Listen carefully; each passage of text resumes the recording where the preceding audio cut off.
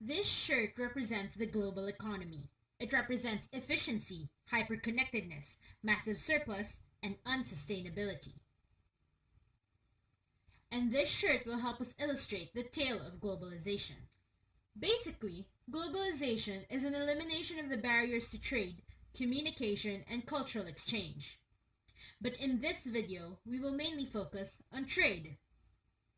The world is experiencing widespread economic interdependence, as shown by these arrows and overlapping maps. Economic interdependence is nothing new. Trade documents were found in the Indus Valley Civilization all the way to Mesopotamia. But the scale of this trade has increased exponentially. 1. Multinational corporations have global reach and increasing power. 2. Travel and shipping are cheap and safe. It took about 2 months to cross the Atlantic in the 1800s. Today, it takes about 5 hours by plane and less than a week by ship. 3. Governments have decreased tariffs and regulations in international trade, leading to what is called euphemistically free trade. To understand the role of government on international trade, let's go back to the t-shirt.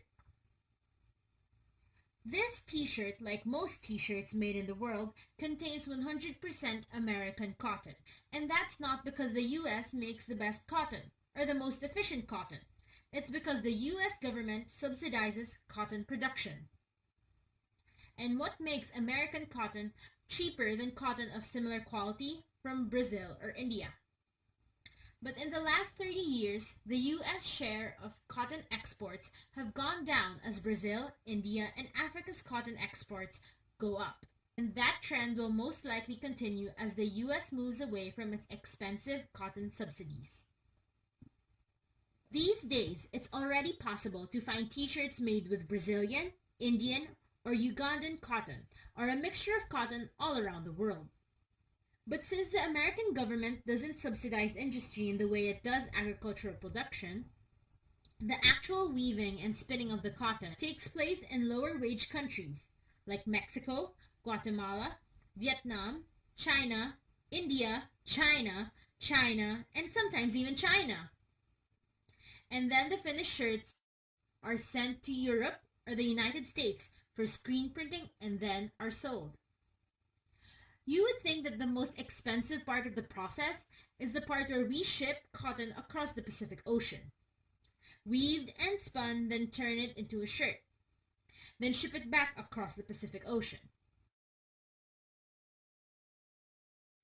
You're wrong. See, wholesale t-shirts can cost as little as $3. The expense is in the printing and paying the designer who was tasked to do the difficult job of creating Jake the dog on this t-shirt. So contemporary global trade is pretty anarchic and unregulated, at least by international institutions and national governments. Much has to do with academic economists, mostly in the United States and Europe, who have argued with great success that government regulation diminishes prosperity by limiting growth. Now, some nations in Latin America, Caribbean, and Africa haven't been particularly keen to pursue free trade, but they've been bullied into it by larger economies with the idea that they desperately need to trade. So in the past 30 years, we've seen all these emerging markets lowering their tariffs, getting rid of regulation, and privatizing formerly state-run businesses.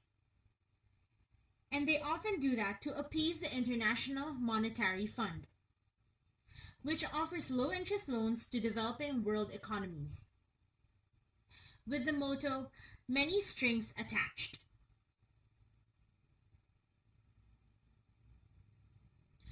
Whether these decrease in regulations have a net positive for these developing economies is a subject of much debate. So although die-hard Marxists might still resist this, by 2012, it's become pretty obvious that global capitalism has been good for a lot of people.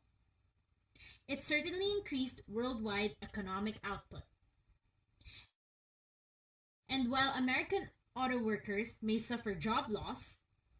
Because of moving manufacturing jobs from high-wage to lower-wage countries, this allows greater number of people to live better than they did when the first and second worlds monopolized manufacturing. And while we don't want to conflate correlation and causation, some 600 million people have emerged from poverty in the last 30 years. At least according to the World Bank's definition of poverty, which is living on less than $1.25 a day. Americans can argue about whether absurdly inexpensive clothes, shoes, and televisions are worth the domestic, economic, and social dislocation. But for the Vietnamese worker stitching up a pair of sneakers, she can live a longer, healthier, and more secure life than she would have had if those shoes were made in the United States.